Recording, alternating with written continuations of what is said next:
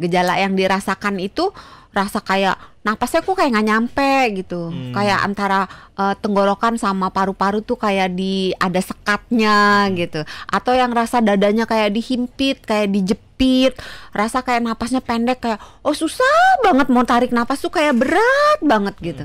Itu gejala-gejala yang umum dirasakan, bisa disertai oleh suara nafas yang berbunyi, bisa juga tidak. Kalau yang ada suara tuh yang bunyi nyik ya. Kan ada ngik, ngik, atau ada yang krok, krok. Oh, ada yang gitu. sampai kayak ngorok. Iya, iya. Itu bedanya apa sih tuh kalau ada suaranya gitu? Beda penyebab. Volumenya dikecilin gitu atau digedein?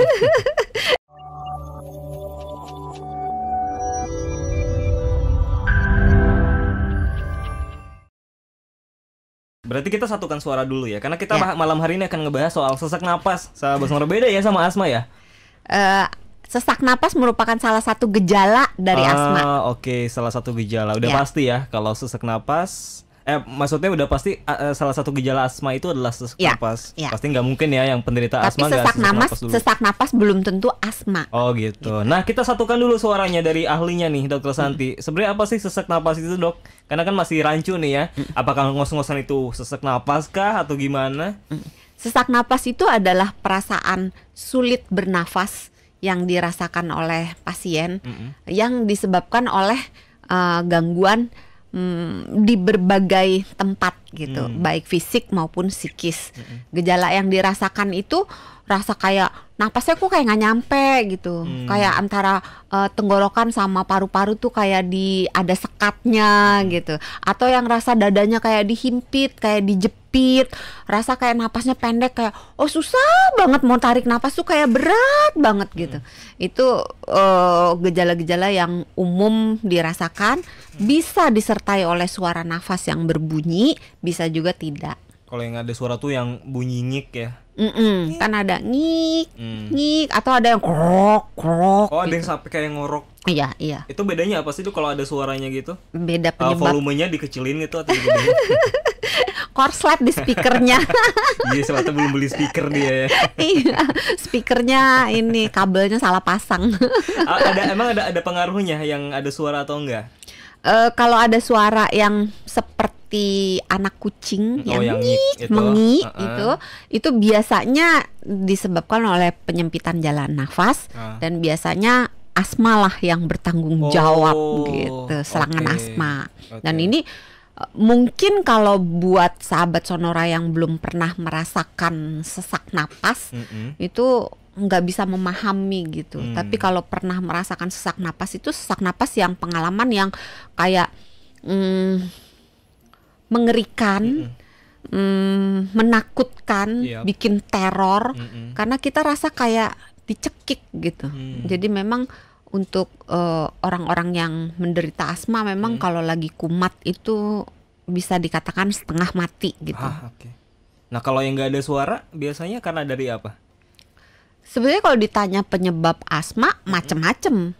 Mulai dari fisik sampai psikis. Yang sederhana sampai yang luar biasa complicated gitu. Yang psikis dulu kali ya. Boleh, soalnya psikis. paling dikit. Paling dikit, oke. Tapi paling sering dialami. Paling sering tapi paling dikit. Iya. Oke. Karena biasanya gangguan-gangguan psikis yang menyebabkan sesak napas sebagai salah satu gejala yang terlihat, yang terasakan, itu kecemasan alias gangguan kecemasan atau serangan panik. Oh, gitu. Biasanya kalau dikasih tahu kabar buruk ya, langsung kan, iya. Panik ya. Okay. Atau itu malah jadi panic attack, beda. Iya, itu dua-duanya bisa menyebabkan sesak nafas gitu. Dan pada sesak nafas yang jenis seperti ini, yang dibutuhkan itu adalah relaksasi, menenangkan pikiran. Jadi obat-obatan seperti oksigen atau pelega nafas atau pengencer dahak atau anti alergi dan seterusnya itu menjadi nomor 2. Nomor 1 itu yang dibereskan psikisnya gitu. Mungkin perlu juga obat-obatan untuk menenangkan perasaannya, membuat dia menjadi lebih mampu mengelola reaksi yang timbul atas semua kecemasannya, kepanikannya, ketakutannya gitu. Jadi itu yang psikis. Nah, kalau yang fisik? Yang fisik panjang, luas, lebar, tinggi. Apa jelasin langsung aja sekarang, Dok. Paling sering kira-kira 80%-an kurang lebih dari sesak itu timbulnya karena ada gangguan di jantung dan di paru-paru. Dua itu ya. Okay. Sebagian kecil lainnya disebabkan oleh hal-hal yang di luar dua itu. Misalnya reaksi alergi, misalnya efek samping obat, misalnya sesederhana serangan asam lambung naik, gitu kan. Atau misalnya karena adanya penyakit-penyakit di penyakit yang berupa penyakit infeksi di paru-paru maupun di jantung. Misalnya yang paling sering dialami TB paru. Ini sering terlupakan, padahal ini penyakit yang banyak banyak menyerang masyarakat gitu. Tapi karena dianggap memalukan, jadi kebanyakan tidak dibicarakan gitu. Jadi sampai penyakit infeksi tadi udah ya, alergi udah, infeksi udah. Ininya ya yang menyebabin sesak napas. Bahkan anemia juga bisa menimbulkan sesak nafas. Nah, banyak yang nggak ngeh. Biasanya kalau sesak napas mikirnya selalu paru-paru saya salah nih gitu kan. Selalu mikirnya hanya paru-paru gitu. Padahal nggak cuma paru-paru, anemia juga bisa bikin sesek gitu. Kalau anemia bikin seseknya kenapa, Dok? Karena nggak ada aliran darah yang memasok atau gimana? Iya, betul. Nah, jadi gini, sesak itu timbul salah satunya ya, karena tubuh merasa kekurangan oksigen dan tidak bisa membuang karbon dioksida dalam proses pertukaran nafas. Itu gitu. Kisahnya ya, situasinya yang terjadi ya, kalau lagi sesak. Nah, kekurangan oksigen bisa disebabkan oleh gangguan, makanya ini 80% jantung dan paru kan.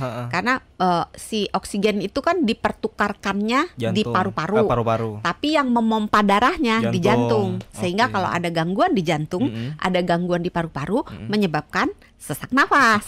Ya. Nah, yang dipompa si pembawa oksigennya kan darah merah. Nah, kalau darah merahnya kurang, walaupun jantungnya bagus, paru-parunya bagus, tapi darah merahnya kurang, maka pertukaran oksigennya kan jadi nggak optimal, sehingga bisa timbul sesak juga. Apalagi kalau dia si orang yang anemia ini dipicu oleh misalnya aktivitas yang agak berat, misalnya naik turun tangga yang agak banyak gitu, atau jalan yang agak jauh gitu. Nah, pada saat orang yang terkena anemia itu membutuhkan asupan oksigen yang lebih banyak daripada yang normalnya, maka akan timbul keluhan-keluhan sesak itu. Gitu. Jadi kalau ada keluhan tentang anemia atau di jantung, paru-paru, itu nggak bisa ya dipaksa diforsir olahraga yang berat? Karena pasti bakalan sesak napas ujung-ujungnya ya. Kalau udah berat iya. Kalau ringan-ringan masih bisa dilakukan kompensasi. Kayak misalnya anemia misalnya ya. Kalau dia aktivitasnya cuman ringan atau dia anemianya hanya sedikit atau pada awal sekali, maka tubuh akan melakukan kompensasi dengan memompa darahnya lebih sering.